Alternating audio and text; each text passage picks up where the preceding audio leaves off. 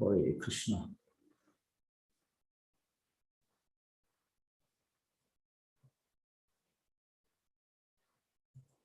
S, Hare Krishna. ಎಲ್ಲರಿಗೂ ಸ್ವಾಗತ. ಶ್ರೀಮದ್ ಭಾಗವತಂ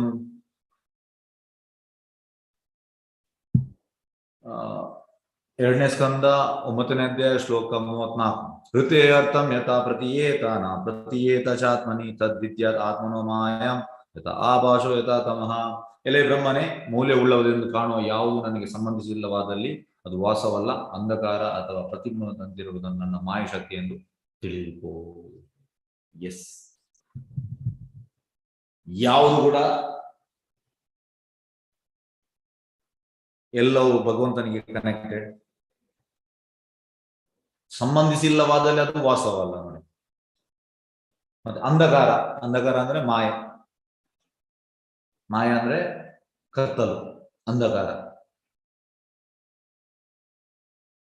ಕೃಷ್ಣ ಸೂರ್ಯ, ಮಾಯರ ಅಂಧಕಾರ. ಜಹ ಕೃಷ್ಣ ಹೇ ಮಾಯರನ ಅಧಿಕಾರ. ಹಾಗಾಗಿ ಈ ಭೌತಿಕ ಲೋಕದಲ್ಲಿ ಮಾಯೆಗೆ ಜವಾಬ್ದಾರಿ ಕೊಟ್ಟಿದ್ದಾನೆ ಭಗವಂತ. ಹಾಗಾಗಿ ಕೃಷ್ಣ ಇಲ್ಲ. ಇಲ್ಲ ಅಂದ್ರೆ ಎಂತ ಇಲ್ಲ, ಕೃಷ್ಣ ಇದ್ದಾನೆ. ಅದು ಹೈಯರ್ ಕಾನ್ಶಿಯಸ್ನೆಸ್, ಅಂದ್ರೆ ಅಚಿಂತ್ಯ ಭೇದ ಅಭೇದ ತತ್ವ, ಟೋಟಲ್ ಇನ್ಕನ್ಸೀವಬಲ್, ನಮಗೆ ಕಾಣುವುದಿಲ್ಲ. ಹಾಗಾಗಿ ಇಲ್ಲಿ ಇರುವಂತದ್ದು ಮಾಯೆ, ಅಂಧಕಾರ ಅಥವಾ ಅದಕ್ಕೆ ಹೇಳುವಂಥದ್ದು material world is A place of misery. ಇಲ್ಲಿ ದುಃಖವೇ,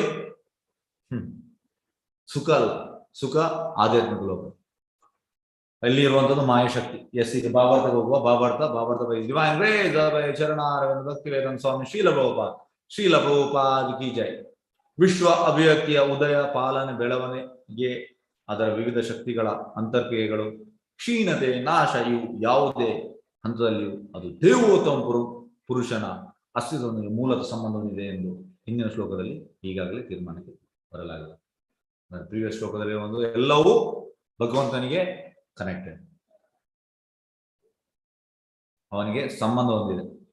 ಹೀಗಾಗಿ ಭಗವಂತನೊಂದಿಗಿನ ಈ ಪ್ರಾಥಮಿಕ ಸಂಬಂಧವನ್ನು ಮರೆತಾಗಲಿಲ್ಲ ಮತ್ತು ವಸ್ತುಗಳನ್ನು ಭಗವತ್ ಸಂಬಂಧವಿಲ್ಲದೆ ಸತ್ಯವೆಂದು ಅಂಗೀಕರಿಸಿದ್ರೆ ಅಂತ ಕಲ್ಪನೆ ಭಗವಂತನ ಮಾಯಾಶಕ್ತಿ ಉತ್ಪನ್ನವೆಂದು ಕರೆಯಲಾಗುತ್ತದೆ. ನಾವು ಯಾವಾಗ ಭಗವಂತನನ್ನು ಮರೆತಿದ್ದೇವೆ ಅದೇ ಇದು ಮಾಯ, ಅಂದ್ರೆ ಮೆಟೀರಿಯಲ್ ವರ್ಲ್ಡ್. ಮೆಟೀರಿಯಲ್ ವರ್ಲ್ಡ್ ಅಂದ್ರೆ ನಾವು ಭಗವಂತನ ಮರೆತು ಬಿಟ್ಟಿದ್ದೇವೆ.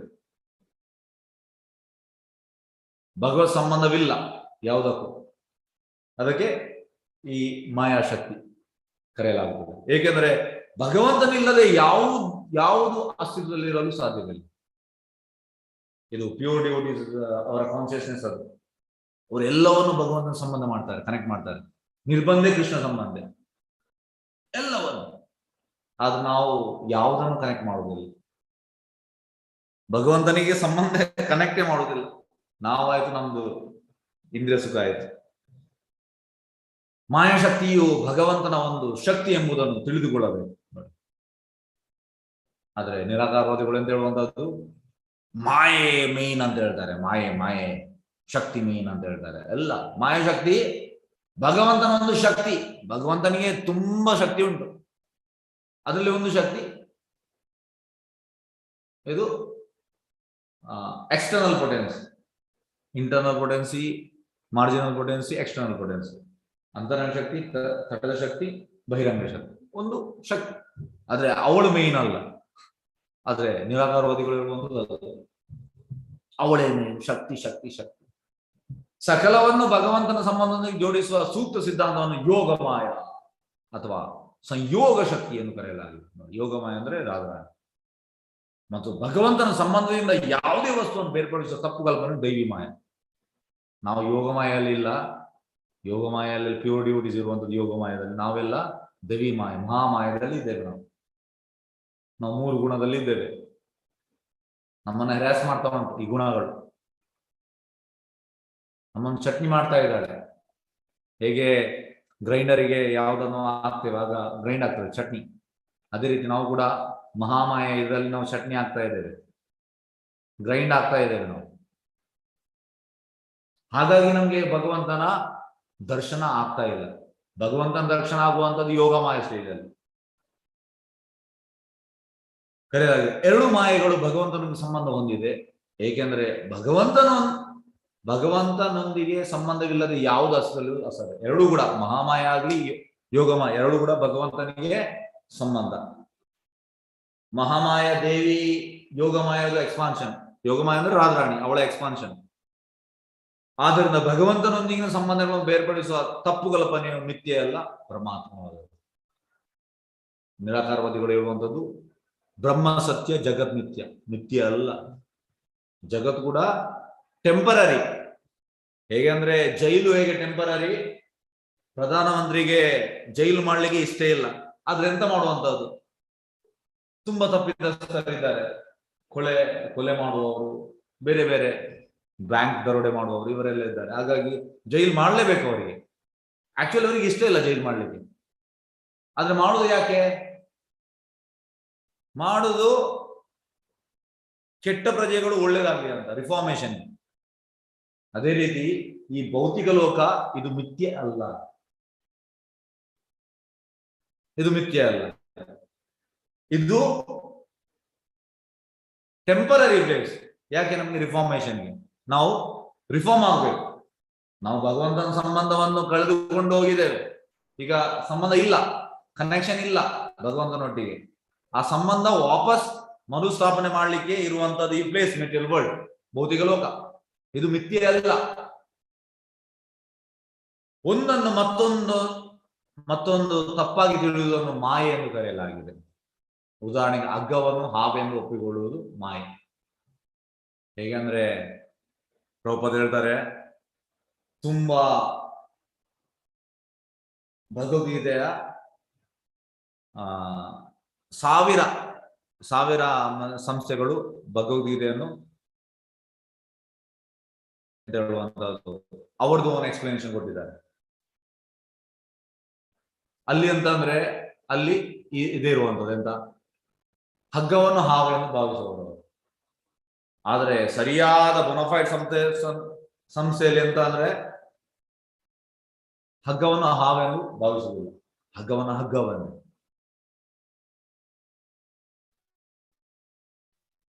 ಉದಾಹರಣೆ ಹಗ್ಗವನ್ನು ಹಾವೆಂದು ಒಪ್ಪಿಕೊಳ್ಳುವುದು ಮಾಯೆ. ಆದ್ರೆ ಹಗ್ಗ ಮಿಥ್ಯೆ ಅಲ್ಲ. ನೋಡಿ, ಹಗ್ಗವು ಮಾಯಾಚಾತ್ವಿದ ವ್ಯಕ್ತಿ, ಆದರೆ ಅಂಗೀಕಾರವು ಆದ್ದರಿಂದ ಈ ಐಕ ಉದ್ಭೂತಿಯನ್ನು ಭಗವಂತನ ಶಕ್ತಿಯಿಂದ ಬೇರೆಯಾಗಿ ಅಂಗೀಕರಿಸುವ ತಪ್ಪು ಕಲ್ಪನೆಯು ಮಾಯೆ.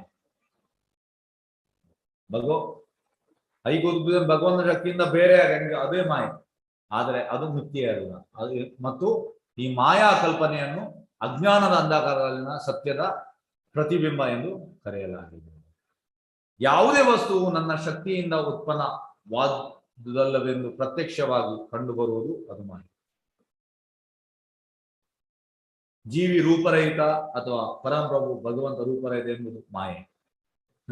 ಅರ್ಜುನ ಮುಂದೆ ರಣರಂಗದ ಯೋಧರು ಸ್ವತಃ ಅರ್ಜುನ ಹಾಗೂ ಭಗವಂತ ಕೂಡ ಪೂರ್ವದಲ್ಲಿ ಅಸ್ತಿತ್ವದಲ್ಲಿ ಇದ್ದರು. ಅವರು ಕುರುಕ್ಷೇತ್ರ ಯುದ್ಧ ಭೂಮಿಯಲ್ಲಿ ಇದ್ದಾರೆ. ಮತ್ತು ಇವರೆಲ್ಲ ಈಗಿನ ದೇಹದ ನಂತರ ಹಾಗೂ ಐಹಿಕ ಅಸ್ತಿತ್ವದ ಬಂಧನಗಳಿಂದ ಮುಕ್ತರಾದ ನಂತರ ವೈಯಕ್ತಿಕ ಲಕ್ಷಣಗಳುಳ್ಳ ವ್ಯಕ್ತಿಗಳಾಗಿ ಭವಿಷ್ಯದಲ್ಲೂ ಮುಂದುವರಿಯುವರು ಎಂದು ಭಗವದ್ಗೀತೆಯಲ್ಲಿ 2.12 ಶ್ರೀಕೃಷ್ಣ ಹೇಳಿದ್ದಾನೆ. ಅಂದ್ರೆ ಇಲ್ಲಿ ಎಂತ ಹೇಳುವುದಂದ್ರೆ ಭಗವಂತನಿಗೆ ರೂಪರಹಿತ ಎಲ್ಲ ಹೇಳ್ತಾರೆ, ಅದು ತಪ್ಪು. ನಮ್ದು ಇಂಡಿವಿಜುವಾಲಿಟಿ ಉಂಟು, ಈಗ ಕೂಡ ಉಂಟು, ಪ್ರೀವಿಯಸ್ ಕೂಡ ಇತ್ತು, ಪಾಸ್ಟ್ ಅಲ್ಲಿ ಕೂಡ ಇತ್ತು, ಈಗ ಪ್ರೆಸೆಂಟ್ ಅಲ್ಲಿ ಕೂಡ ಉಂಟು, ಫ್ಯೂಚರ್ ಅಲ್ಲಿ ಕೂಡ ಉಂಟು. ಅದನ್ನ ಹೇಳುವುದು 2.12. ಪಾಸ್ಟ್ ಅಲ್ಲಿ ನಾನಿದ್ದೆ, ಈ ರಾಜರಿದ್ರು, ನೀನು ಕೂಡ ಇದ್ದೀಯ. ಈಗ ಪ್ರೆಸೆಂಟ್ ಅಲ್ಲಿ ನಾನಿದ್ದೇನೆ, ರಾಜರುಗಳಿದ್ದಾರೆ, ನೀನು ಕೂಡ ಇದೆಯಾ, ಕೃಷ್ಣ ಹೇಳುವಂತ. ಫ್ಯೂಚರ್ ಅಲ್ಲಿ ಕೂಡ ಇರ್ತಾರೆ. ಅಂದ್ರೆ ನಮ್ಮ ಇಂಡಿವಿಜುವಾಲಿಟಿ ಲಾಸ್ ಆಗುವುದಿಲ್ಲ. We are not going to lose our individuality, ಇದು ಹೇಳುವಂಥದ್ದು. ಆದ್ರೆ ಮಾಯಾವಾದಿಗಳು ಹೇಳುವಂಥದ್ದು ನಾವು ಒಂದಾಗುವಂಥದ್ದು, ಇದು ತಪ್ಪು. This is totally nonsense, wrong. ಯಾವುದೇ ಸಂದರ್ಭದಲ್ಲೂ ಭಗವಂತ ಮತ್ತು ಜೀವಿಗಳು ವ್ಯಕ್ತಿಗಳಾಗಿರುತ್ತಾ ಅವರ ವೈಯಕ್ತಿಕ ಲಕ್ಷಣಗಳು ಎಂದಿಗೂ ನಾಶವಾಗುವುದಿಲ್ಲ. ವಿ ಆರ್ ಆಲ್, ನಾವು ವ್ಯಕ್ತಿಗಳೇ, ನಮ್ಮ ವೈಯಕ್ತಿಕ ಲಕ್ಷಣಗಳು ನಾಶವಾಗುವುದಿಲ್ಲ. ಏನಿದ್ದರೂ ಭಗವಂತನ ದಯೆಯಿಂದ ಶಕ್ತಿಯ ಪ್ರಭಾವವನ್ನು, ಅಂಧಕಾರದಲ್ಲಿನ ಬೆಳಕಿನ ಪ್ರತಿಫಲವನ್ನು ನಿವಾರಿಸಬಹುದು. ನೋಡಿ, ಭಗವಂತನ ದಯೆಯಿಂದ ಮಾಯಾಶಕ್ತಿಯನ್ನು ನಾವು ಆಚೆ ಬರ್ಬೋದು, ಅಂಧಕಾರದಿಂದ ನಾವು ಆಚೆ ಬರ್ಬೋದು. ಐಕ ಪ್ರಪಂಚದಲ್ಲಿ ಸೂರ್ಯ ಪ್ರಕಾಶ ಅಥವಾ ಚಂದ್ರನ ತಂಬೆಳಕು ಸಹ ಸ್ವತಂತ್ರವಲ್ಲ. ನೋಡಿ, ಅವರು ಕೂಡ ಇಂಡಿಪೆಂಡೆಂಟ್ ಅಲ್ಲ, ಅವರು ಡಿಪೆಂಡೆಂಟ್. ಕೃಷ್ಣನಿಗೆ ಡಿಪೆಂಡೆಂಟ್. ದ್ರೌಪದಿ ಹೇಳುವಂತದ್ದು 11th ಚಾಪ್ಟರ್ ಅಲ್ಲಿ ಹೇಳುವಂತದ್ದು, sun is a hot eye, moon is a cool eye. ಅವರು ಭಗವಂತನಿಗೆ ಡಿಪೆಂಡೆಂಟ್, ಇಂಡಿಪೆಂಡೆಂಟ್ ಅಲ್ಲ. ಚಂದ್ರನ ಬೆಳಕು ಸಹ ಸ್ವತಂತ್ರವಲ್ಲ. ಬೆಳಕಿನ ನಿಜವಾದ ಮೂಲವು ಬ್ರಹ್ಮಜ್ಯೋತಿ. ಬ್ರಹ್ಮಜ್ಯೋತಿ ಅಂದ್ರೆ ಭಗವಂತನ ದೇಹದಿಂದ ಬರುವ ಕಿರಣ. ನ ತದ್ಭಾಷೆಯಲ್ಲಿ ಸೂರ್ಯನ ಶ್ರಾಂಕನ ಪಾವಕ ಯದ್ಗತ್ವ ನಿವರ್ತಂತೆ ತದ್ದಾಮ ಪರಮಂ. ಅಂದ್ರೆ ಅಲ್ಲಿ ಸೂರ್ಯ ಬೇಕಂತೆಲ್ಲ ಎಲ್ಲಿ ಕೃಷ್ಣನ ಧಾಮದಲ್ಲಿ, ಚಂದ್ರ ಬೇಕಂತೆಲ್ಲ, ಎಲೆಕ್ಟ್ರಿಸಿಟಿ ಯಾವುದು ಬೇಕಂತೆಲ್ಲ. ಅಂದ್ರೆ ಕೃಷ್ಣನ ದೇಹದಿಂದ ಬರುವ ಕಿರಣ ಅದು ತುಂಬಾ ಎಫರ್ಜೆನ್ಸ್. ಅದಕ್ಕೆ ಒಂದು ಬ್ರಹ್ಮಜ್ಯೋತಿ. ಆದ್ರೆ ಈ ಬ್ರಹ್ಮಜ್ಯೋತಿಗೆ ನಿರಾಕಾರವಾದಿಗಳು, ಮಾಯವಾದಿಗಳು ಅವರ ಇಚ್ಛೆ ಅದೇ ಬ್ರಹ್ಮಜ್ಯೋತಿ. ಆದ್ರೆ ಅವರಿಗೆ ಸ್ವತಃ ಕೃಷ್ಣನ ರೂಪ ನೋಡುವಂತ ಇಚ್ಛೆ ಇಲ್ಲ, ಅವರಿಗೆ ಗೊತ್ತಿಲ್ಲ, ಅದರ ಜ್ಞಾನ ಇಲ್ಲ.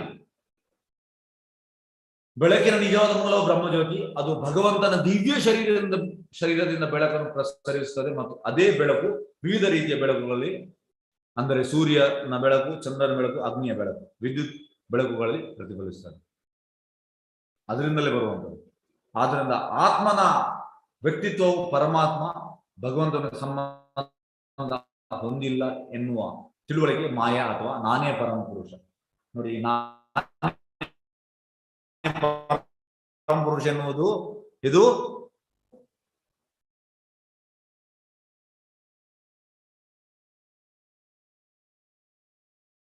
ಈ ನಿರಾಕಾರವಾದಿಗಳು, ಮಾಯವಾದಿಗಳು ಉಂಟಾಗುವಂಥದ್ದು. ನಾರಾಯಣ, ನೀ ನಾರಾಯಣ, ನಾನು ನಾರಾಯಣ ಇಲ್ಲ ಎಂಬ ಸುಳ್ಳುವಾದವು ಅದೇ ಮಾಯೆಯ ಅಥವಾ ಭಗವಂತನ ಬಹಿರಂಗ ಶಕ್ತಿಯ ಕೊನೆಯ ಪಾಶ. ಇದೇ ಕೊನೆಯ ಪಾಶ. ನಾನೇ ಪರಮಪುರುಷ ಎನ್ನುವುದು ಕೊನೆಯ ಪಾಶ. ಸಕಲವು ಪರಮ ಪುರುಷನಿಂದ ಜನಿಸಿದವು ಎಂಬುದನ್ನು ವೇದಾಂತ ಸೂತ್ರದ ಆರಂಭದಲ್ಲಿ ದೃಢಪಡಿಸಲಾಗಿದೆ. ಅಥವಾ ಬ್ರಹ್ಮ ಜಿಜ್ಞಾಸ, ಇದು ಒಂದು ವೇದಾಂತ ಸೂತ್ರ. ಜನ್ಮಾದ್ಯಸ್ಯ ಅತಃ, ಇಂಥದ್ದು ತುಂಬಾ ವೇದಾಂತ ಸೂತ್ರ ಉಂಟು. ಹಾಗಾಗಿ ಎಲ್ಲವೂ ಪರಮಪುರುಷ ಕೃಷ್ಣನಿಂದ ಬಂದವರು ಅಂತ ವೇದಾಂತದಲ್ಲಿ ದೃಢಪಡಿಸಿದೆ. ಆದ್ರೆ ಇಂದಿನ ಶ್ಲೋಕದಲ್ಲಿ ವಿವರಿಸಿರುವಂತೆ ಎಲ್ಲ ಜೀವಿಗಳು ದೇವೋತ್ತಮ ಪರಮಪುರುಷನ ಶಕ್ತಿಯಿಂದ ಜನಿಸಿದ್ದಾರೆ. ಎಲ್ಲವೂ ಕೃಷ್ಣನಿಂದ. ಸ್ವತಃ ಬ್ರಹ್ಮನೇ ಭಗವಂತನ ಶಕ್ತಿಯಿಂದ ಹುಟ್ಟಿದನು.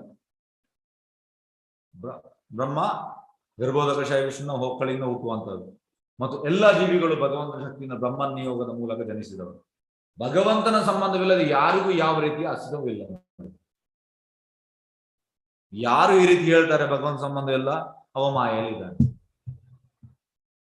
ಎಲ್ಲವೂ ಭಗವಂತನ ಸಂಬಂಧ. ಬ್ರಹ್ಮ ಆಗ್ಲಿ, ಯಾವುದೇ ಆಗ್ಲಿ, ಯಾವುದೇ ನೀವು ಕ್ರಿಯೇಷನ್ ಯಾವುದೆಲ್ಲವೂ ಕೃಷ್ಣನಿಗೆ ಕನೆಕ್ಟೆಡ್. ವ್ಯಕ್ತಿಯ ಸ್ವಾತಂತ್ರ್ಯವು ನಿಜವಾದ ಸ್ವಾತಂತ್ರ್ಯವಲ್ಲ. ನೋಡಿ, ನಾವು ಇಂಡಿಪೆಂಡೆಂಟ್ ಅಲ್ಲ. ಆದರೆ ಅದು ಪರಮಚೇತನ ಭಗವಂತನಲ್ಲಿರುವ ಸ್ವಾತಂತ್ರ್ಯದ ಪ್ರತಿಬಿಂಬವಷ್ಟೇ. ಅಂದ್ರೆ ಈ 7ನೇ ಅಧ್ಯಾಯದ 5ನೇ ಶ್ಲೋಕದಲ್ಲಿ ಹೇಳುವಂತ, ಅಂದ್ರೆ ಪರ, ಅಪರ ಮತ್ತೆ ಪರ. ನಾವು ಪರಾಶಕ್ತಿ, ಆದ್ರೆ ನಾವು ಸುಪ್ರೀಂ ಪರ ಅಲ್ಲ. ಸುಪ್ರೀಂ ಪರ ಕೃಷ್ಣ. ಈಗ ಆತ್ಮದಲ್ಲಿರುವ ಕ್ವಾಲಿಟಿ ಮತ್ತೆ ಪರಮಾತ್ಮನ ಕ್ವಾಲಿಟಿ ಸೇಮ್. ಆದ್ರೆ ನಾವು ಅಣು, ಕೃಷ್ಣ ಬಿಂಬು. ಇದನ್ನ ನಾವು ತಿಳಿಬೇಕು ನೋಡಿ. ಆದರೆ ಅದು ಪರಮಚೇತನ ಭಗವಂತನಲ್ಲಿರುವ ಸ್ವಾತಂತ್ರ್ಯದ ಪ್ರತಿಬಿಂಬವಷ್ಟೇ. ಬದ್ಧಾತ್ಮರು ತಾವು ಪರಮ ಸ್ವಾತಂತ್ರ್ಯ ಎಂದು ಹೇಳುವ ಮಾಯೆ ನೋಡಿ. ಮೆಟೀರಿಯಲ್ ವರ್ಲ್ಡ್ ಅಲ್ಲಿ ಎಲ್ಲರೂ ಹೇಳುವುದಿದೆ, ಐ ಆಮ್ ಇಂಡಿಪೆಂಡೆಂಟ್. ಇದು ಮಾಯೆ. ನಾವು ಇಂಡಿಪೆಂಡೆಂಟ್, ನಾವು ಡಿಪೆಂಡೆಂಟ್. ಈ ತೀರ್ಮಾನವನ್ನು ಈ ಶ್ಲೋಕದಲ್ಲಿ ಒಪ್ಪಿಕೊಳ್ಳಲಾಗಿದೆ. ಅಲ್ಪಜ್ಞಾನಿಗಳು ಮಾಯಾಚ್ಛಾದಿತರಾಗುತ್ತಾರೆ. ಆದ್ದರಿಂದ ವಿಜ್ಞಾನಿಗಳು, ಭೌತಶಾಸ್ತ್ರಜ್ಞರು, ಪ್ರಯೋಗವಾದಿ ತತ್ವಶಾಸ್ತ್ರಜ್ಞರು ಎನಿಸಿಕೊಂಡ ಜನರೆಲ್ಲ ಸೂರ್ಯಚಂದ್ರ, ವಿದ್ಯುತ್ ಶಕ್ತಿ ಮೊದಲಾದವುಗಳ ಪ್ರತಿಫಲನದ ಕಣ್ಣು ಕುಕ್ಕುವ ಪ್ರಭೆಯಿಂದ ವಿಸ್ಮಿತರಾಗುತ್ತಾರೆ. ನೋಡಿ, ಇವರೆಲ್ಲರೂ ವಿಸ್ಮಿತರಾಗಿದ್ದಾರೆ. ಒಪ್ಪುವುದಿಲ್ಲ ಇವರಲ್ಲಿ. ವಿಜ್ಞಾನಿಗಳು, ಭೌತಶಾಸ್ತ್ರಜ್ಞರು, ತತ್ವಶಾಸ್ತ್ರ ಕೃಷ್ಣನ ಆ ಸುಪ್ರೀಂ ಶಕ್ತಿಯನ್ನು ಒಪ್ಪುವುದಿಲ್ಲ. ಅವರು ಎಲ್ಲವೂ ಕೃಷ್ಣನಿಂದ ಬಂದದಂತ ಒಪ್ಪುವುದಿಲ್ಲ. ಅವರೆಲ್ಲ ಮಾಯೆಯಲ್ಲಿದ್ದಾರೆ. ಹಾಗೂ ಪ್ರತಿಯೊಂದು ಐಹಿಕ ವಸ್ತುವಿನ ಸೃಷ್ಟಿ, ಸಿದ್ಧಿ ಮತ್ತು ಲಯ ಇವುಗಳ ಬಗ್ಗೆ ನಾನಾ ಸಿದ್ಧಾಂತಗಳನ್ನು ಅಥವಾ ಭೂವಾತ್ಮಕ ಚಿಂತನೆಗಳನ್ನು ಮಂಡಿಸುತ್ತಾ ಪರಮಪ್ರಭು ಭಗವಂತನ ಅಸ್ತಿತ್ವವನ್ನು ನಿರಾಕರಿಸ್ತಾರೆ ನೋಡಿ. ಇದೇ ಇವರ ಬಿಸ್ನೆಸ್. ಭಗವಂತನನ್ನು ಹೇಗೆ ಅಂದ್ರೆ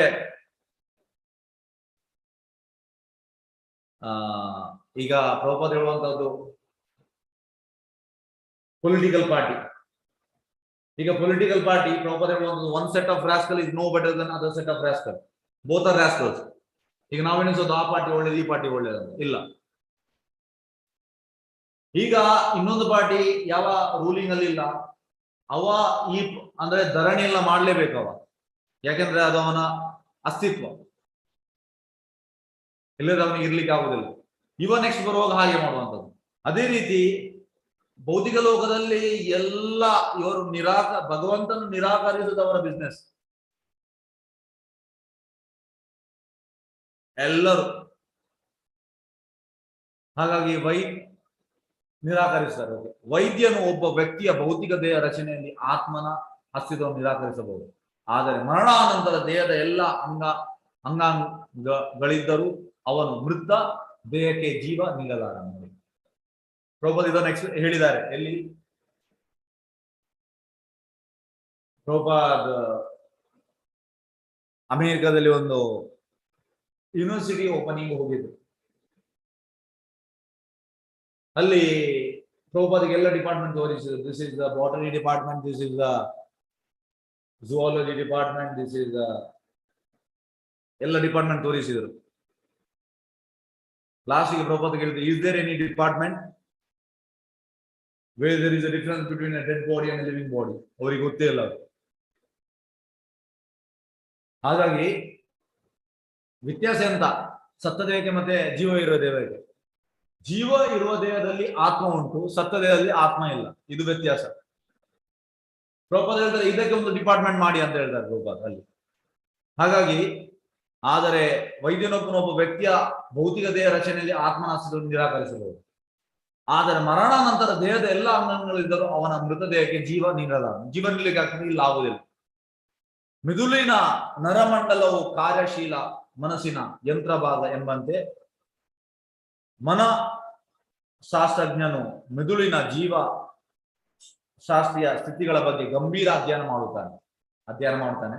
ಆದರೆ ಮನಃಶಾಸ್ತ್ರಜ್ಞನು ಮೃತ ಶರೀರದಲ್ಲಿ ಮಿದುಳು ಮತ್ತೆ ಕಾರ್ಯ ನಿರ್ವಹಿಸುವಂತೆ ಮಾಡಲಾರ. ಎಂತ ಮಾಡ್ಲಿಕ್ಕೆ ಆಗ್ತದೆ? ಆಗುವುದಿಲ್ಲ. ಭಗವಂತನಿಂದ ಪ್ರತ್ಯೇಕವಾಗಿ ನೋಡುವ ವಿಶ್ವ ಸೃಷ್ಟಿ ಮತ್ತು ಶರೀರ ರಚನೆ ಕುರಿತ ಈ ವೈಜ್ಞಾನಿಕ ಅಧ್ಯಯನಗಳು ಭಿನ್ನ ಭಿನ್ನ ಬೌದ್ಧಿಕ ಕಸರತ್ತುಗಳು ಪ್ರತಿಫಲವಸ್ತದೆ. ಇದೆಲ್ಲ ಕಸರತ್ತುಗಳು. ಕೊನೆಯಲ್ಲಿ ಅವೆಲ್ಲ ಮಾಯೆ, ಬೇರೇನೂ ಅಲ್ಲ. ಪ್ರಭುಪಾದ ಇಂಪಾರ್ಟೆನ್ಸ್ ಕೊಡುವುದಿಲ್ಲ ಇದಕ್ಕೆಲ್ಲ. ಯಾಕೆಂದ್ರೆ ಎಲ್ಲಿ ಭಗವಂತ ಇಲ್ಲ ಅದಕ್ಕೆ ವ್ಯಾಲ್ಯೂ ಇಲ್ಲ. ಪ್ರಭುಪಾದ ಹೇಳ್ತಾರೆ, ಎಲ್ಲಿ ಈ ಸೋಕಾಲ್ಡ್ ಸೈನ್ಸ್ ಭಗವಂತನ ಕನೆಕ್ಟ್ ಮಾಡೋದಿಲ್ಲ ಅದಕ್ಕೆ ಏನು ವ್ಯಾಲ್ಯೂ ಇಲ್ಲ. ಹೇಗಂದ್ರೆ ನಿಮ್ಗೆ ಒಂದು ಚೆಕ್ ಕೊಡ್ತಾರೆ, ಚೆಕ್ ಅಲ್ಲಿ 5 0 ಹಾಕಿ ಕೊಡ್ತಾರೆ, ಅದಕ್ಕೆ ವ್ಯಾಲ್ಯೂ ಇಲ್ಲ. ಅದ್ರಲ್ಲಿ 1 ಹಾಕಿದ್ರೆ ವ್ಯಾಲ್ಯೂ ಉಂಟು. 1 ಅಂದ್ರೆ ಕೃಷ್ಣ. ಹಾಗಾಗಿ ನಿಮ್ಮ ಯಾವುದೇ ಸೈನ್ಸ್ ಇರಲಿ, ಅಲ್ಲಿ ಕೃಷ್ಣ ಕನೆಕ್ಟ್ ಆಗಿದ್ರೆ ಮಾತ್ರ ಅದಕ್ಕೆ ವ್ಯಾಲ್ಯೂ ಇರುವಂತ. ಪ್ರಭುಪಾದ ಅದಕ್ಕೆ ವ್ಯಾಲ್ಯೂ ಕೊಡುವುದಿಲ್ಲ. ಕಸರತ್ತು ಪ್ರತಿಫಲವಷ್ಟೇ. ಕೊನೆಯಲ್ಲಿ ಅವೆಲ್ಲ ಮಾಯೆ, ಬೇರೇನೂ ಅಲ್ಲ.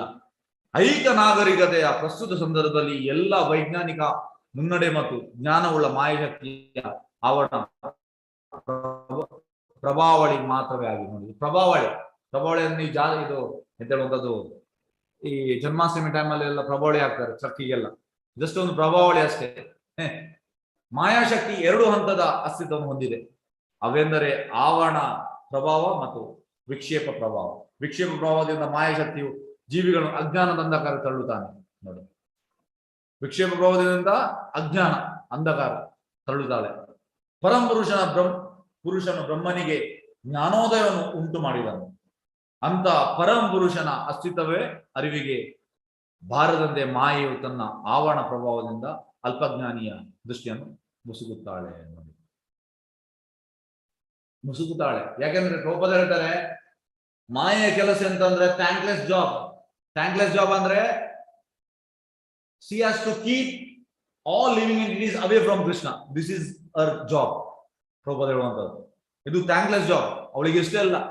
ಈಗ ಹೇಗಂದ್ರೆ ಸೀಮಂತ ದ್ವೀಪಲ್ಲಿ, ನಾವು ಮೊನ್ನೆ ಮಾಯಾಪುರಿಗೆ ಹೋಗುವ ಸೀಮಂತ ದ್ವೀಪಕ್ಕೆ ಹೋಗಿದ್ದೇವೆ. ಅಲ್ಲಿ ಸೀಮಂತಿನ ದೇವಿ ಇದ್ದಾಳೆ. ಸೀಮಂತಿನ ದೇವಿ ಅಂದ್ರೆ ಇವಳೆ ಮಹಾಮಾಯ. ಅವಳಲ್ಲಿ ಅಡ್ಡ ಬೀಳ್ತಾಳೆ ಚೈತನ್ಯ ಮಹಾಪ್ರಭುಗೆ. ಮಹಾಪ್ರಭು, ನನಗೆ ನೀನು ಥ್ಯಾಂಕ್ಲೆಸ್ ಜಾಬ್ ಕೊಟ್ಟಿದ್ದೀಯ, ಜೀವಿಗಳನ್ನು ನಿನ್ನಿಂದ ದೂರ ಇರುವಂತದ್ದು.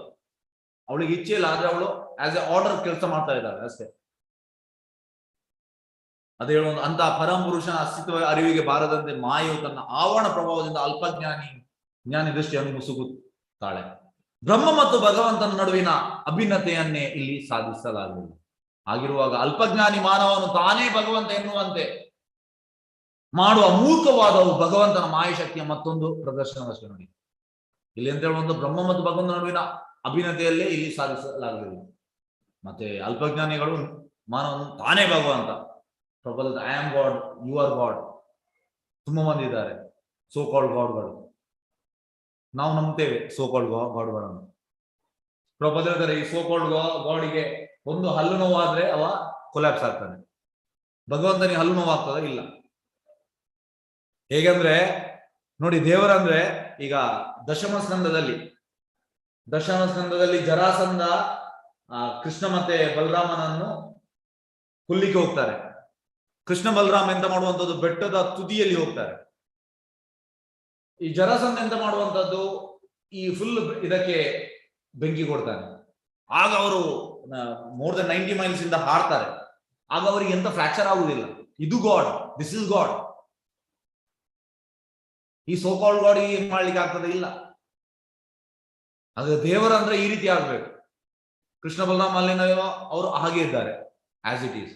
ಏನಾಗಿಲ್ಲ ಅವರ ಕಾಲಿಗೆ, ಯಾಕೆಂದ್ರೆ ಅವ್ರ ದೇಹ ಸಚ್ಚಿದಾನಂದ ದೇಹ, ನಮಗೆ ಭೌತಿಕ ದೇಹ ಅಲ್ಲ. ಈ ಭೌತಿಕ ದೇಹ ಇಟ್ಕೊಂಡು ನಾನ್ ದೇವರು ಹೇಳ್ತಾರೆ. ಅದಕ್ಕೆ ಪ್ರಭುದಲ್ಲಿ ಹೇಳುವಂತ ತುಂಬಾ ಮಂದಿ ಇದ್ದಾರೆ ಸೋಕಾಲ್ಡ್ ಒಬ್ಬ ಗಲ್ಲಿಯಲ್ಲಿ ಇದ್ದಾರೆ. ಮತ್ತೆ ನಾವು ನಂಬುವಂಥದ್ದು ಅವ ದೇವ ಇವ ದೇವ ಅಂತ. ಎಸ್, ತನ್ನ ಭಗವಂತನ ಮೂರ್ಖವಾದ ಭಗವಂತನ ಮಾಯಶಕ್ತಿಯ ಮತ್ತೊಂದು ಪ್ರದರ್ಶನ ಅಷ್ಟೇ. ಭಗವಂತನ ಅಸ್ತಿತ್ವವನ್ನು ನಿರಾಕರಿಸುವ ಆಸುರಿ ಪುರುಷರು ಮತ್ತಷ್ಟು ಅಜ್ಞಾನ ಅಂಧಕಾರಕ್ಕೆ ದೂಡಲ್ಪಡುತ್ತಾರೆ. ಇವರೆಲ್ಲ ಆಸುರಿ ಸ್ವಭಾವದವರು. ಅಂದ್ರೆ they will go to the deepest region of hell. ಅಜ್ಞಾನ ಅಂಧಕಾರಕ್ಕೆ ದೂಡಲ್ಪಡುತ್ತಾರೆ. ಇಂಥ ಆಸುರಿ ಪುರುಷರು ದೇವೋತ್ತಮ ಪರಮಪುರುಷನನ್ನು ಕುರಿತು ಸಮರ್ಪ ಜ್ಞಾನವಿಲ್ಲದೆ ಅನೇಕ ಜನ್ಮಗಳನ್ನುತ್ತಾರೆ ಎಂದು ಭಗವದ್ಗೀತೆ 16:18-20 ಇಲ್ಲಿ ಹೇಳುತ್ತದೆ. ಅನೇಕ ಜನ್ಮ ಭಗವಂತನ ಹತ್ರ ಹೋಗುವುದಿಲ್ಲ ಅವರು, ಆಸುರ ಸ್ವಭಾವದವರು. ವಿವೇಕಿಯಾದ ಮನುಷ್ಯನು, ಒಂದು ನಿಮಿಷ,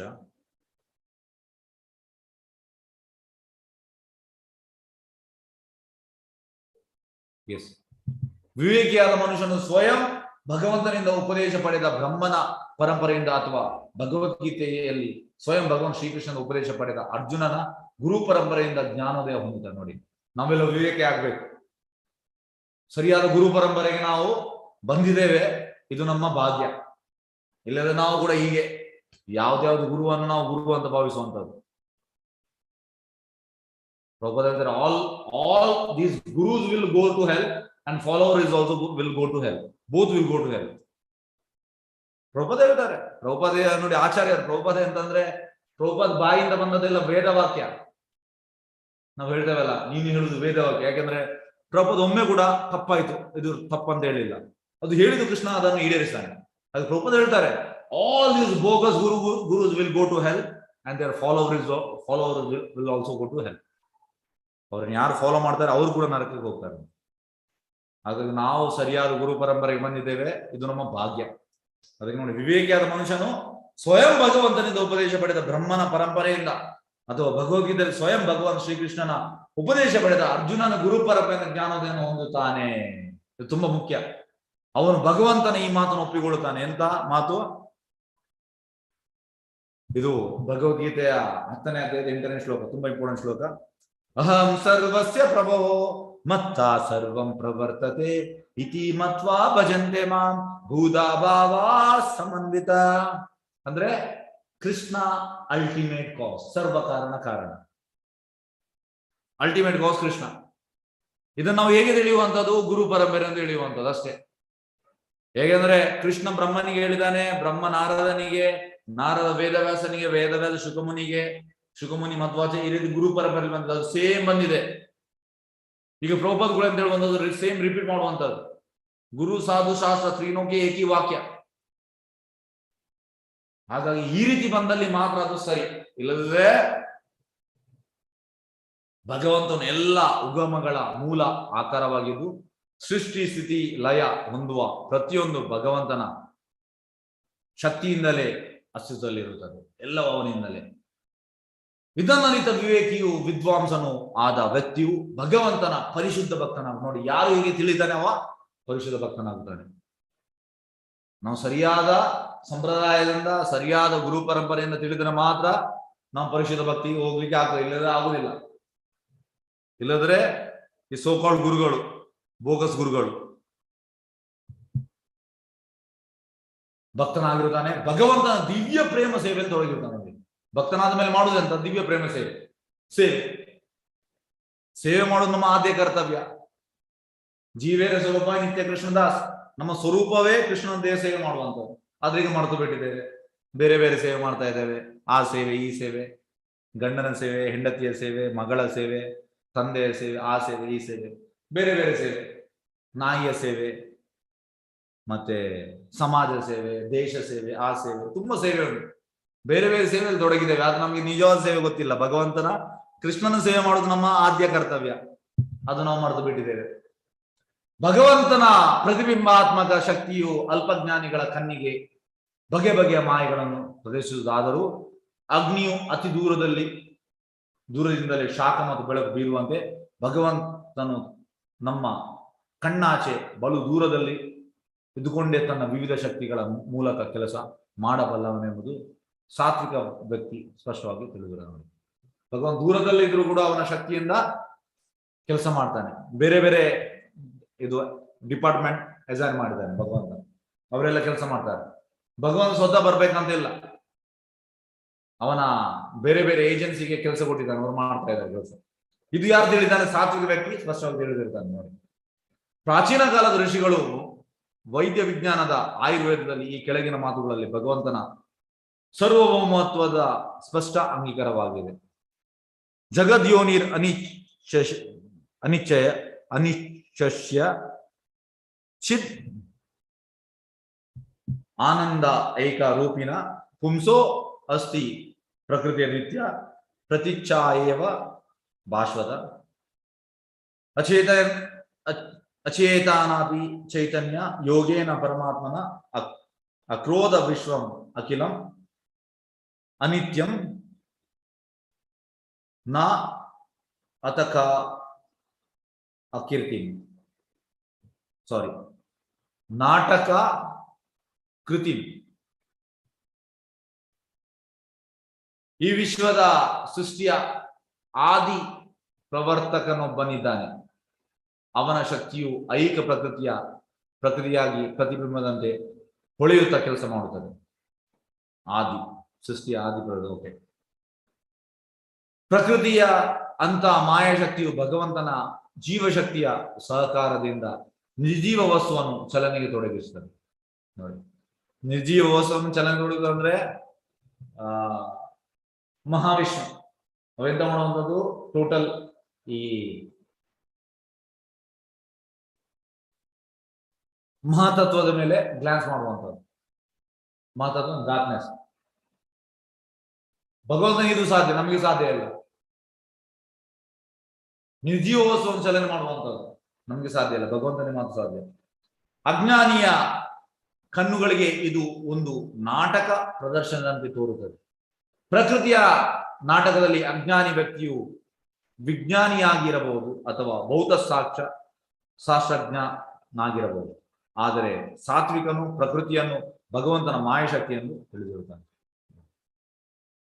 ಸಾತ್ವಿಕ ವ್ಯಕ್ತಿ ತಿಳಿತಾನೆ, ಆದರೆ ಇವರು ತಿಳಿಯುವುದಿಲ್ಲ. ಇಬ್ಬರು ಭಗವದ್ಗೀತೆಯಲ್ಲಿ ದೃಢಪಡಿಸುವಂತೆ ಐಕ ಪ್ರಪಂಚವು ಹೇಗೆ ಭಗವಂತನ ಅಪಾರ ಶಕ್ತಿಯ ಪ್ರದರ್ಶನವಾಗಿದೆಯೋ ಹಾಗೆ ಜೀವಿಗಳು ಸಹ ಭಗವಂತನ ಪರಾಶಕ್ತಿ.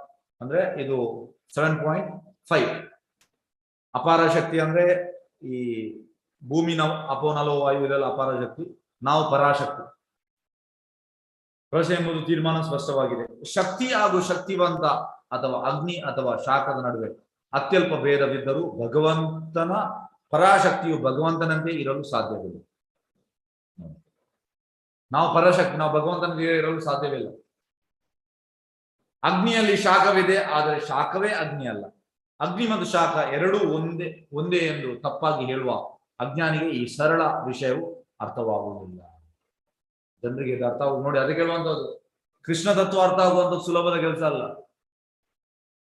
ಇದಕ್ಕೆ ಕೃಪೆ ಬೇಕು, ಕೃಪೆಯಿಂದ ಮಾತ್ರ ಅರ್ಥ ಆಗ್ತದೆ, ಇಲ್ಲದೆ ನಾವು ಎಂತ ಎಣಿಸುವಂಥದ್ದು. ಅದಕ್ಕೆ ಯಾಕೆ ನೋಡಿ ಮಾಯವಾಗಿ ನಿರಾಕಾರವಾದಿಗಳು ಯಾಕೆ ಭಗವಂತನನ್ನು ಒಪ್ಪುವುದಿಲ್ಲ, ಅವನ ಶಕ್ತಿಯನ್ನು? ಯಾಕೆಂದ್ರೆ ಅವರು ಅರ್ಥವಾಗುವುದಿಲ್ಲ, ಸುಲಭ ಅಲ್ಲ ಅರ್ಥವಾಗುವಂಥದ್ದು. ಯಾವಾಗ ನಾವು ಭಕ್ತಿ ಸೇವೆಯಲ್ಲಿ ತೊಡಗ್ತೇವೆ ಆಗ ಮಾತ್ರ ಅರ್ಥ ಆಗುವಂಥದ್ದು. ಅಗ್ನಿ ಈ ಶಕ್ತಿಯನ್ನು ಅಂದರೆ ಶಾಖವನ್ನು ಇಲ್ಲಿ ಪ್ರತಿಬಿಂಬ ಪ್ರತ್ಯಕ್ಷ ಅಗ್ನಿ ಅಲ್ಲ ಎಂದು ವಿವರಿಸಲಾಗಿದೆ. ಆದರೆ ಜೀವಿಗಳಿಂದ ಪ್ರತಿನಿಧಿತವಾದ ಜೀವಶಕ್ತಿಯು ಭಗವಂತನ ಪ್ರತಿಬಿಂಬವೇ ಹೊರತು ಸ್ವಯಂ ಭಗವಂತನಲ್ಲ. ನಾವು ಅಣು ಜೀವಶಕ್ತಿ, ಸ್ವಯಂ ಭಗವಂತ ಅಲ್ಲ. ಭಗವಂತನ ಪ್ರತಿಬಿಂಬವಾದ್ದರಿಂದ ಜೀವಿಯ ಅಸ್ತಿತ್ವವು ಮೂಲ ಜ್ಯೋತಿಯಾದ ಪರಂಪ್ರಭು ಭಗವಂತನನ್ನೇ ಅವಲಂಬಿಸಿದೆ. ಐಹಿಕ ಶಕ್ತಿಯನ್ನು ಅಂಧಕಾರಕ್ಕೆ ಹೋಲಿಸಲಾಗಿದೆ. ಐಹಿಕ ಶಕ್ತಿಯನ್ನು ಬಹಿರಂಗ ಶಕ್ತಿ ಅಂದ್ರೆ ಅಂಧಕಾರ ಹೋಲಿಸಬಹುದು. ವಾಸ್ತವವಾಗಿ ಅಂಧಕಾರ ಮತ್ತು ಅಂಧಕಾರದಲ್ಲಿನ ಜೀವಿಗಳ ಚಟುವಟಿಕೆಗಳು ಮೂಲ ಜ್ಯೋತಿಯ ಪ್ರತಿಬಿಂಬಗಳು. ಭಗವಂತನನ್ನು ಈ ಶ್ಲೋಕದಲ್ಲಿ ಹಿನ್ನೆಲೆಯಲ್ಲಿ ಅರ್ಥ ಮಾಡಿಕೊಳ್ಳಬೇಕು. ಭಗವಂತನು ಈ ಎರಡೂ ಶಕ್ತಿಗಳನ್ನು ಅವಲಂಬಿಸದೆ ಇರುವುದು ಮಾಯೆ ಎಂದು ಕರೆಯಲಾಗಿದೆ. ನೋಡಿ, ಭಗವಂತ ಎರಡು ಶಕ್ತಿಗಳನ್ನು ಅವಲಂಬಿಸದೆ ಇರುವುದನ್ನು ಮಾಯೆ. ಕೇವಲ ಜ್ಯೋತಿಯ ಪ್ರತಿಬಿಂಬದಿಂದ ಅಜ್ಞಾನಾಂಧಕಾರಕ್ಕೆ ಪರಿಹಾರ ಕಂಡುಕೊಳ್ಳಲಾಗದು. ಆದರೆ ಪ್ರಕಾರ ಸಾಮಾನ್ಯ ಮನುಷ್ಯನ ಪ್ರತಿಬಿಂಬಿತ ಪ್ರಕಾಶವು ನೇರವು ಪಡೆದು ಯಾರೊಬ್ಬರು ಐಹಿಕ ಅಸ್ತಿತ್ವದಿಂದ ಹೊರ ಬರಲಾರರು. ಯಾರೇ ಆದರೂ ಮೂಲ ಜ್ಯೋತಿಯಿಂದಲೇ ಬೆಳಕನ್ನು ಪಡೆದುಕೊಳ್ಳಬೇಕು. ಮೂಲ ಜ್ಯೋತಿ ಅಂದ್ರೆ ಬ್ರಹ್ಮಜ್ಯೋತಿ, ಭಗವಂತನ ದೇಹದಿಂದ ಬರುವ ಕಿರಣ. ಕತ್ತಲೆಯಲ್ಲಿ ಸೂರ್ಯನ ಬೆಳಕಿನ ಪ್ರತಿಬಿಂಬವು ಕತ್ತಲೆಯನ್ನು ಹೊರಗಟ್ಟಲಾರದು. ಆದರೆ ಪ್ರತಿಬಿಂಬದ ಹೊರಗಿನ ಸೂರ್ಯಪ್ರಕಾಶವು ಕತ್ತಲೆಯನ್ನು ಸಂಪೂರ್ಣವಾಗಿ ನಿವಾರಿಸಬಲ್ಲದು. ಅಂದ್ರೆ ಕತ್ತಲೆಯನ್ನು ನಾವು ಹೊರ ಬರಬೇಕಾದ್ರೆ ನಾವು ಕೃಷ್ಣನನ್ನು ಆಕ್ಸೆಪ್ಟ್ ಮಾಡಬೇಕು ಅಷ್ಟೇ. ಆದರೆ ಪ್ರತಿಬಿಂಬದ ಹೊರಗಿರುವ ಸೂರ್ಯಪ್ರಕಾಶವು ಕತ್ತಲೆಯನ್ನು ಸಂಪೂರ್ಣವಾಗಿ ನಿವಾರಿಸಬಲ್ಲದು. ಕತ್ತಲೆಯಲ್ಲಿ ಯಾರೊಬ್ಬರು ಕೊಠಡಿಯೊಳಗಿನ ಪದಾರ್ಥಗಳನ್ನು ನೋಡಲಾಗದು. ಕತ್ತಲೆಯಲ್ಲಿರುವ ವ್ಯಕ್ತಿಗೆಯು ಅವುಗಳು ಅಲ್ಲಿರದಿದ್ದರೂ ಹಾವು ಚೇಳುಗಳಿಗೆ ಎದುರುತ್ತಾನೆ. ಆದರೆ ಬೆಳಕಿನಲ್ಲಿ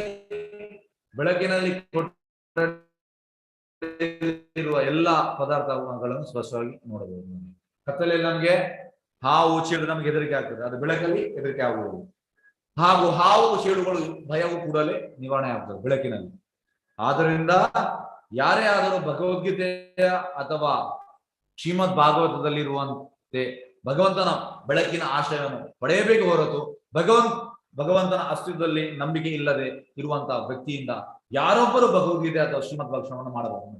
ಹಾಗಾಗಿ ನಾವು ಸರಿಯಾದ ಸಂಪ್ರದಾಯದಿಂದ ಬಂದಿಂದ ಮಾತ್ರ ನಾವು ಕೇಳಬೇಕು ಹೊರತು ಈ ಸೋಕಾಲ್ಡ್ ಭಾಗವತಂ ರಿಸೈಟರ್ಸ್ ಮತ್ತೆ ಸೋಕಾಲ್ಡ್ ತುಂಬಾ ಮಂದಿ ಇದ್ದಾರೆ ಭಗವದ್ಗೀತೆಯಲ್ಲಿ ಹೇಳುವವರು, ಅವರಿಂದ ನಾವು ಕೇಳಬಾರ್ದು. ಅಂತ ವ್ಯಕ್ತಿಯು ಈಗಾಗಲೇ ನಾಶವಾಗಿರುತ್ತಾನೆ. ಅಂತ ವ್ಯಕ್ತಿಯ ಸಹವಾಸ ಮಾಡುವವನು ನಾಶವನ್ನು ತಾನೆ. ಅವು ಕೂಡ ನರಕ್ಕೆ ಹೋಗ್ತಾನೆ, ಅವನನ್ನು ಯಾರು ಫಾಲೋ ಮಾಡ್ತಾನೆ ಅವು ಕೂಡ ಹೋಗ್ತಾನೆ. ಪದ್ಮ ಪುರಾಣದ ಪ್ರಕಾರ ಐಕ ವ್ಯಾಪ್ತಿಯಲ್ಲಿ ಅಸಂಖ್ಯಾತ ಬ್ರಹ್ಮಾಂಡಗಳಿದ್ದು ಅವೆಲ್ಲವೂ ಅಂಧಕಾರ ಮಯವಾಗಿದೆ. ಅಂದ್ರೆ ತುಂಬಾ ಮೆಟೀರಿಯಲ್ ವರ್ಲ್ಡ್ ಉಂಟು, ಅಂದ್ರೆ ಮೆಟೀರಿಯಲ್ ವರ್ಲ್ಡ್ ಅಲ್ಲಿ ತುಂಬಾ ಉಂಟು, ಅದೆಲ್ಲ ಅಂಧಕಾರ. ಬ್ರಹ್ಮರಿಂದ ಹಿಡಿದು ಅಸಂಖ್ಯಾತ ಬ್ರಹ್ಮಾಂಡಗಳಲ್ಲಿ ಅಸಂಖ್ಯಾತ ಬ್ರಹ್ಮಗಳಿದ್ದಾರೆ. ಶೂದ್ರ ಇರುವವರಿಗೆ ಎಲ್ಲ ಅಂಧಕಾರದಲ್ಲೇ ಹುಟ್ಟಿದ್ದಾರೆ ಮತ್ತು ಸೂರ್ಯನ ನೇರ ಬೆಳಕಿನಿಂದಲೇ ಸೂರ್ಯನನ್ನು ಕಾಣಬಹುದಾದಂತೆ ಭಗವಂತನನ್ನು ಪ್ರತ್ಯಕ್ಷ ನೋಡಲು ಅವರಿಗೆಲ್ಲ ಭಗವಂತನ ನೈಜ ಪ್ರಕಾಶ ಅಗತ್ಯವಿದೆ. ಭಗವಂತನ ನೋಡಲು ನೈಜ ಪ್ರಕಾಶ ಬೇಕು. ಯಾವುದೇ ಹಣತೆ ಅಥವಾ ಮಾನವ ನಿರ್ಮಿತ ದೀಪವು ಅದು ಎಷ್ಟೇ ಶಕ್ತಿಶಾಲಿಯಾಗಿದ್ದರೂ ಸೂರ್ಯ ದರ್ಶನಕ್ಕೆ ಸಹಾಯಕವಾಗಲಾರದು. ಸೂರ್ಯ ಸ್ವಯಂ ಪ್ರಕಟಿತ. ನೋಡಿ, ನಮ್ದು ಎಷ್ಟೇ ದೀಪ ಇದ್ರೂ ಕೂಡ ಸೂರ್ಯ ದರ್ಶನದ ಎದುರು ಏನಿಲ್ಲ. ಅದು ಸ್ವಯಂ ಪ್ರಕಟಿತ. ಆದ್ರಿಂದ ಭಗವಂತನ ಅಥವಾ ಅವನ ವಿವಿಧ ಶಕ್ತಿಗಳ ಕಾರ್ಯವನ್ನು ಭಗವಂತನ ನಿರ್ವಾಜ್ಯ ಕರುಣೆಯಿಂದ ವ್ಯಕ್ತವಾಗುವ ಬೆಳಕಿನಿಂದಲೇ ಸಾಕ್ಷಾತ್ಕರಿಸಿಕೊಳ್ಳಬೇಕು. ಅಂದ್ರೆ ಪ್ರಭುಪಾದ ಹೇಳುವಂತದ್ದು ಮರ್ಸಿ ಮೂಮೆಂಟ್. ಭಗವಂತನನ್ನು ನೋಡುವಂಥದ್ದು ಹೇಗೆ?